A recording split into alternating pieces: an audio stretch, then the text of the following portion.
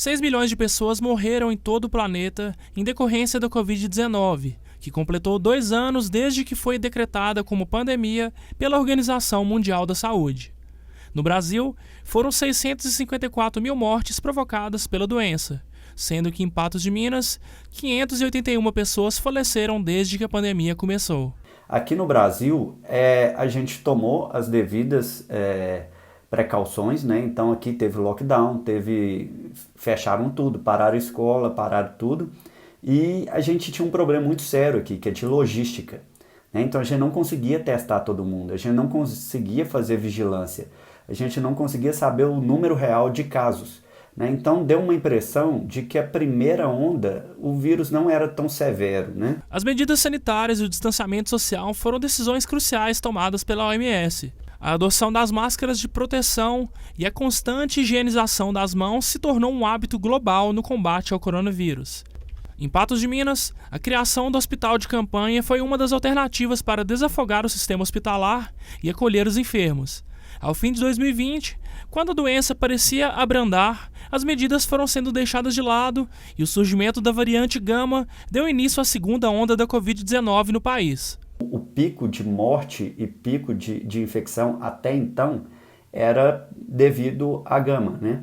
E aí veio junto a vacinação, né? Junto com a vacinação, logo depois, né, enquanto a gente ainda estava no meio da onda de Gama, veio a Delta, né? O que na Europa foi uma terceira onda, aqui para a gente foi uma continuação da Gama. A segunda onda no Brasil veio acompanhada da vacinação, que trouxe esperança em meio ao caos.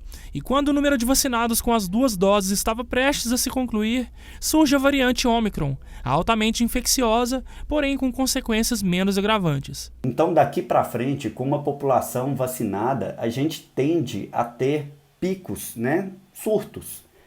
E igual a gente teve agora da Ômicron. Então é importante ter uma vigilância e monitorar quando esses surtos podem começar a acontecer e fazer uma devida prevenção para evitar impactos maiores em uma comunidade, né? Então pode ser que surtos sejam comunitários ou se espalhem mais, né, por algumas cidades ou por alguns países, mas provavelmente acredito muito que daqui para frente a gente vai ter surtos, né? Em meio a este cenário de incertezas, a ciência ainda precisa lidar com a desinformação e com a difusão maliciosa de notícias falsas que vão contra a vacinação e a adesão de medidas sanitárias contra a doença respiratória. Outro problema muito grande é essa campanha de desinformação que teve aqui no Brasil e que ainda tem, né? A gente teve espalhamento de notícias, inclusive com governantes espalhando notícias falsas, né? E isso é um problema muito grande,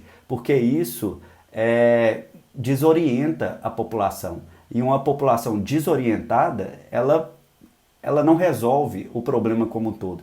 Porque para passar por uma pandemia, a gente precisa de todo mundo trabalhando junto. E esse é o grande problema. Dos mais de 30 mil infectados com a doença em Patos de Minas, 97% conseguiram se curar.